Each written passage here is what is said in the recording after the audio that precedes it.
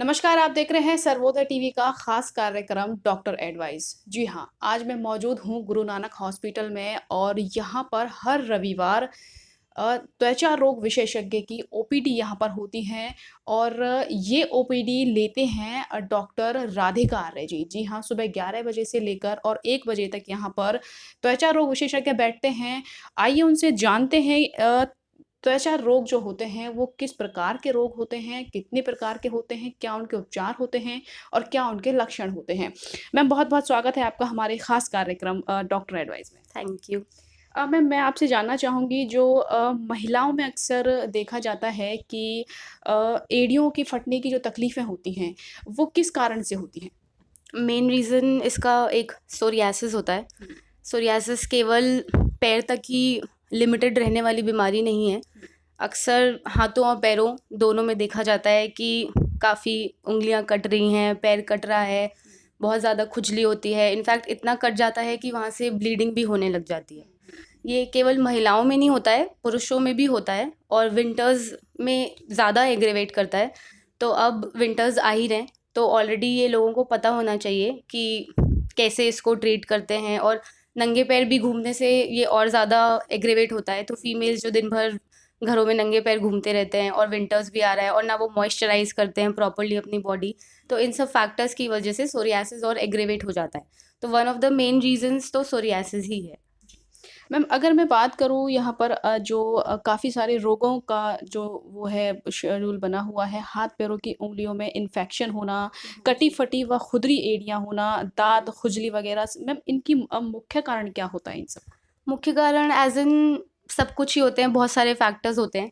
जैसे जो आप हाथ-पैर की उँगलियों में इन्फेक्शन और कटी-फटी होनियाँ, तो एक हम बीमारी के बारे में बहुत कॉमनली मैं लोगों को बताना भी चाहूँगी। उसे लेप्रेसी बोलते हैं इंग्लिश में, या हिंदी में जो सुन बहरी बोलते हैं। तो उसमें बेसिकली चेहरे पे कुछ सफ़ेद रंग के या लाल रंग के दाग हो जाते हैं, उनमें सूनापन होता है। उसमें उनको सेंसेशन फ़ील होना बंद हो जाता है, ना उनको वहाँ पे कुछ महसूस होगा, ना वहाँ ठंडा-गरम पता चलेगा। अगर वहाँ कोई टच करेगा तो वो भी पता नहीं चलेगा। मतलब वो एरिया सुन्न रहेगा। हाँ, वो एरिया सुन रहेगा। और ऐसा केवल एक एरिया नहीं होता है, ये पूरी बॉडी पे भी हो सकता है।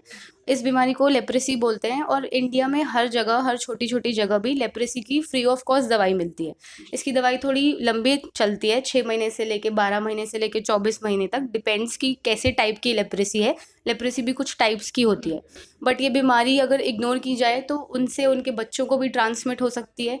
उनकी उँगलियाँ और जो पैर की, हाथ की उँगलियाँ हैं वो कट सकती हैं, वहाँ पे बहुत बड़े-बड़े घाव और छाले भी बन सकते हैं।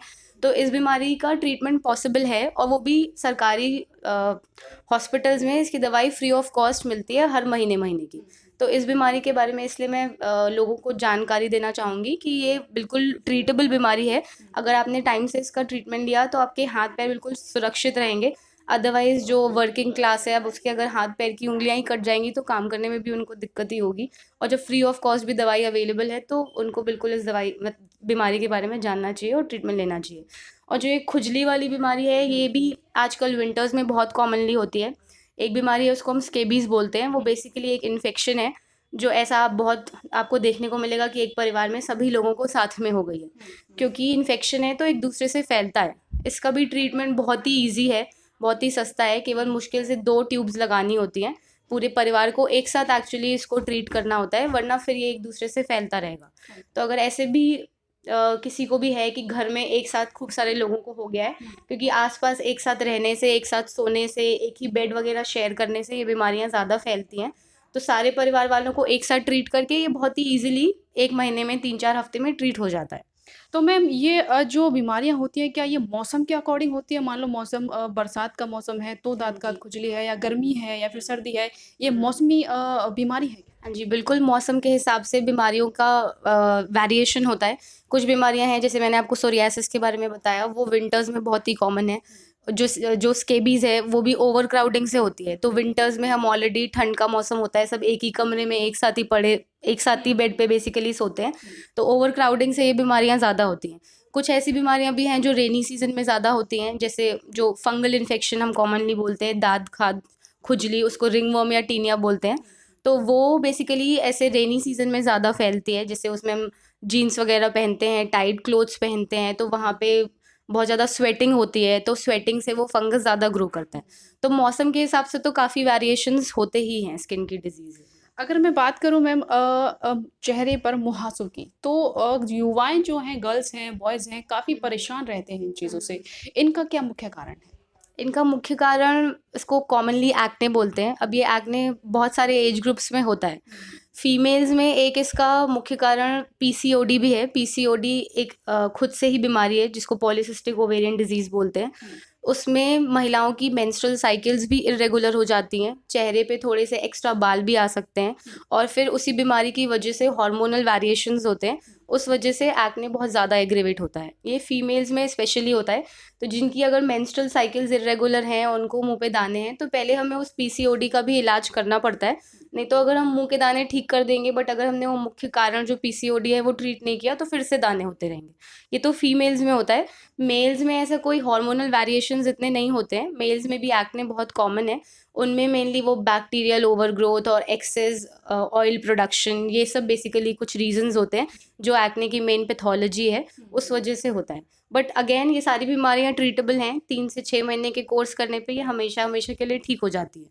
और अगर आपने इसको फिर नहीं ठीक किया तो इसके बहुत बड़े बड़े गड्ढे और बहुत बड़े बड़े नोड्यूल्स वगैरह भी बन जाते हैं। फिर वो देखने में अच्छा नहीं लगता। ऑब्वियसली अब इस एज ग्रुप में तो वैसे ही बहुत सब लोग कंसर्न रहते हैं, तो कॉस्मेटिक कंसर्न्स की वजह से भी उसको ट्रीट करवा लेना चाहिए।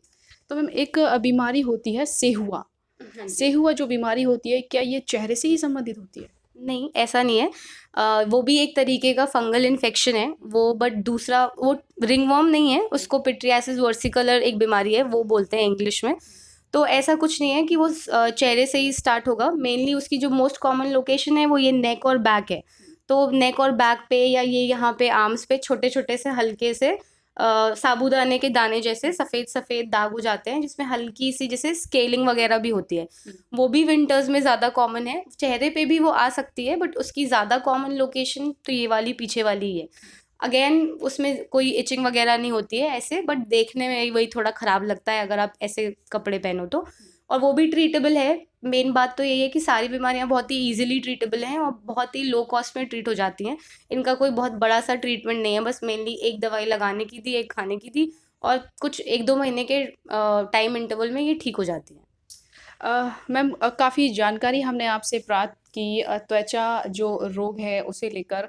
हमारे सर्वोदय के काफ़ी दर्शक इस वक्त आपको लाइव देख रहे हैं, और क्या उनसे कुछ कहना चाहेंगे आप, संदेश देना चाहेंगे कुछ? मैं सभी को नमस्कार करना चाहूँगी और थैंक यू बोलना चाहूँगी आपके चैनल को देखने के लिए। मैं यही संदेश देना चाहती हूँ कि स्किन की बीमारियाँ भी इम्पॉर्टेंट है। इम्पॉर्टेंट एज़ इन कॉस्मेटिकली भी इम्पॉर्टेंट है कि फीमेल्स को तो ऑब्वियसली प्रॉब्लम होती है कि दिखता है, मेल्स को भी होती है। और सबका ट्रीटमेंट अवेलेबल है यहाँ पे, सब बहुत ही कम कॉस्ट में ट्रीट हो सकती हैं।